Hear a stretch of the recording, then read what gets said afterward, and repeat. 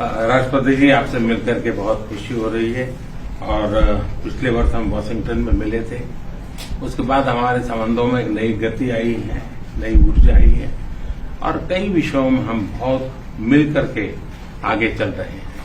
Mr. President, it's a pleasure to meet you here in India.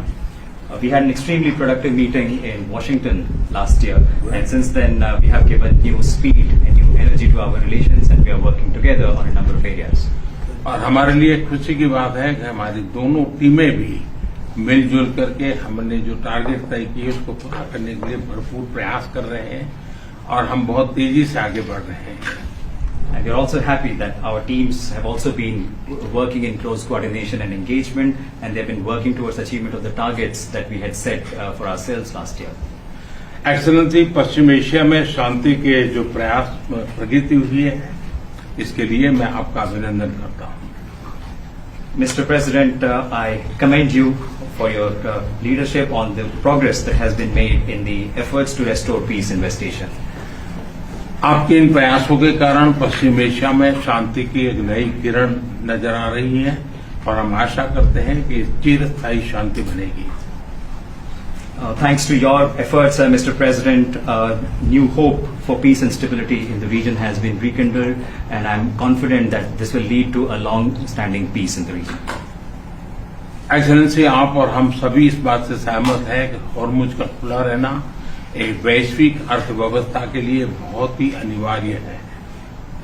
Mr. President, you and I agree that keeping the Strait of Hormuz open is vital for the global economy. Excellency, हम हमेशा कहते रहे हैं कि freedom of navigation सुनिश्चित होना चाहिए और इस पर हम सब ने मिलकर के बल देना चाहिए। India has consistently emphasized the importance of ensuring freedom of navigation, and we should work together and place a particular emphasis on that. Excellency, आप जानते हैं कि मैरीटाइम ट्रेड की दुनिया में भारत के लाखों सी फेरर आज दुनिया के अलग अलग समुद्र में अपनी सेवाएं दे रहे हैं, विश्व की प्रगति में बहुत बड़ा योगदान दे रहे हैं और मैं समझता हूं कि उनकी सुरक्षा भी उतना ही महत्वपूर्ण है।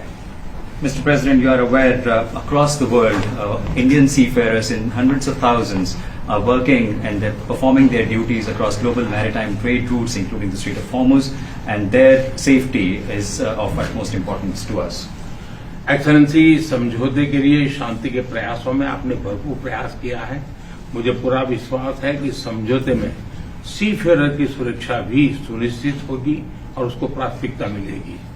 Mr. President, you made tremendous efforts towards reaching this understanding and this agreement, and I'm confident that the issue of seafarers will receive the highest priority during the implementation of this agreement.